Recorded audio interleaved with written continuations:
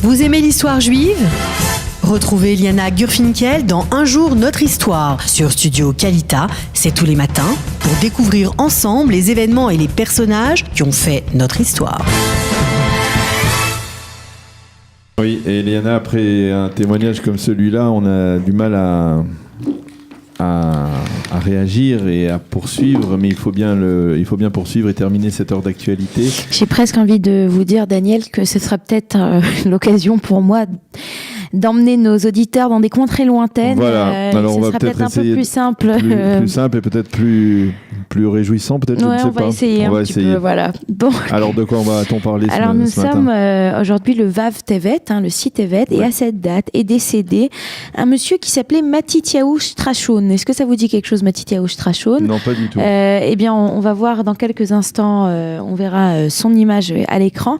Matityahu Strachon était un rabbin qui était particulièrement connu eh bien, pour une bibliothèque qu'il a créée, qui s'appelait la bibliothèque Strachon, qui était eh bien, la plus grande bibliothèque juive de manuscrits juifs avant la guerre, qui a été créée en 1892 et qui n'a survécu malheureusement que jusqu'en 1941 au moment de la guerre mondiale. Donc là, on a une image, on peut voir Matityahu Strachon qui a une belle tête de rabbin.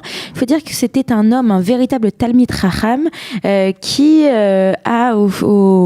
il était en même temps Talmid Chacham et en même temps c'était un marchand.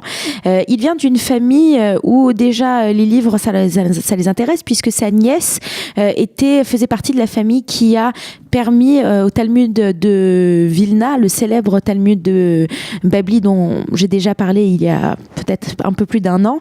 Et donc cette famille, on comprenait l'importance des livres, et c'est ainsi que très rapidement il a commencé à amasser des livres. Alors ce n'était pas seulement de simples livres, c'était des manuscrits très rares.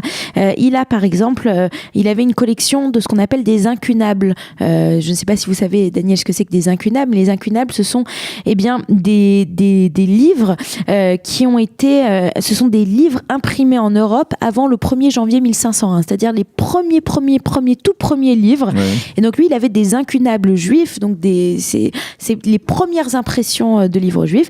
Et en fait, très rapidement, il s'est passionné pour ces livres, et au fur et à mesure des années, eh bien, il a, avec tout son argent, il a acheté des manuscrits un par un. Et c'est ainsi que quand il a créé cette bibliothèque, eh bien, on avait à cette époque une collection assez extraordinaire pour l'époque, au 19e siècle. On avait 5700 pièces et en 1941, à la veille de la Seconde Guerre mondiale, on avait plus de 40 000 ouvrages qui existaient. Alors une autre chose, si on parle de ce Matityahu Strachon, on a une image, on a une gravure qui nous montre la bibliothèque. C'est une gravure qui date des années 20, qui est marquée d'ailleurs en français sur la gauche, dans la bibliothèque Strachon, où on peut voir des jeunes gens qui ont plus l'air de rabbin ou moins l'air de rabbin, qui sont justement assis dans cette bibliothèque et qui lisent les livres. On peut voir aussi sur le mur un portrait de Strachon. Et puis si on regarde une autre image, voilà, ça c'est une des rares photographies qu'on a de ce grand bâtiment qui était à Vilna, qui était très très très central à la vie juive de Vilna, cette grande bibliothèque. Et Matityahu Strachon, il faut quand même dire aussi, il avait d'autres mérites, et un de ses grands mérites, eh bien c'était il utilisait tout son argent pour payer les autorités russes de l'époque afin que les gens de la communauté, les jeunes garçons ne soient pas kidnappés comme cantonniers, et pour cela il avait un mérite assez extraordinaire. Et on disait à Vilna que dans la période de sa vie, il est mort donc en 1885, donc j'imagine à peu près de 1850 à 1885, pendant une longue période, eh bien il n'y avait pas de cantonniers qui venaient de Vilna, parce que lui faisait attention et utilisait ses ressources pour s'en occuper. Pour empêcher en fait ces kidnappings. Donc cet homme qui était un Talmid Chacham, qui était un marchand, qui a écrit plus de 300 articles différents de commentaires, qui a créé cette première grande bibliothèque juive, c'est donc de lui dont je voulais parler aujourd'hui. Et j'aimerais juste terminer en racontant en fait qu'est-ce qu'est devenu sa bibliothèque aujourd'hui. Oui. Il faut dire que pendant la Seconde Guerre mondiale, les nazis ont volé énormément, ont détruit des livres. À la fin, en 1945, c'est l'armée américaine qui retrouve en Allemagne près de 40 000 volumes de cette bibliothèque. Elle ramène une partie de ces volumes à un institut, qui au départ était un institut polonais, mais qui aujourd'hui se trouve à New York, qui s'appelle le YWO, ce qui vient du yiddish, Yiddischer Wissenschaftlicher Institut. Je sais que ça vous fait plaisir que je le dise. Toujours, j'adore. Voilà. Et après, et donc une grande partie donc de cette collection peut être retrouvée aujourd'hui aux États-Unis. Et il faut dire qu'en juin 2017, cette bibliothèque Strachon est entrée dans le registre de l'UNESCO de la mémoire du monde, dans lequel on a reparlé et on a donné 1300 exemplaires. On les a rendus à un centre culturel de Vilna. Il y a parmi eux ces fameux ouvrages qui datent les incunables, je ne sais pas. Je ne sais pas s'ils y sont, il faudrait que je vérifie.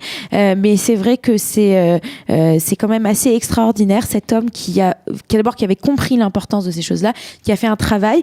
Et je ne sais pas si vous vous souvenez, quand je vous avais parlé il y a un peu plus d'un an de l'histoire du Talmud Bavli, donc de l'édition de Vilna. Et une des particularités de l'édition de Vilna, c'est que avant d'imprimer donc ce modèle du Talmud qu'aujourd'hui, qui est le modèle utilisé avec la Gemara au centre et puis à droite et à gauche Rashi Tosfot, il y a aussi beaucoup d'annotations. Et un des travaux extraordinaires des éditions en fait de Vilna, c'est qu'ils avaient fait d'énormes recherches pour retrouver les textes originaux, pour retrouver aussi des textes.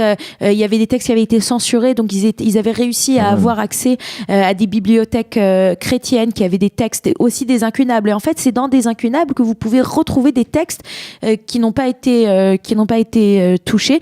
Et donc j'imagine, bien qu'on n'ait plus aujourd'hui les incunables, qu'une grande partie de la sagesse qu'on pouvait apprendre des incunables a été rentrée dans cette édition du Talmud Bavli, puisque Matityahu Strachon lui-même avait fait des annotations pour le Bavli.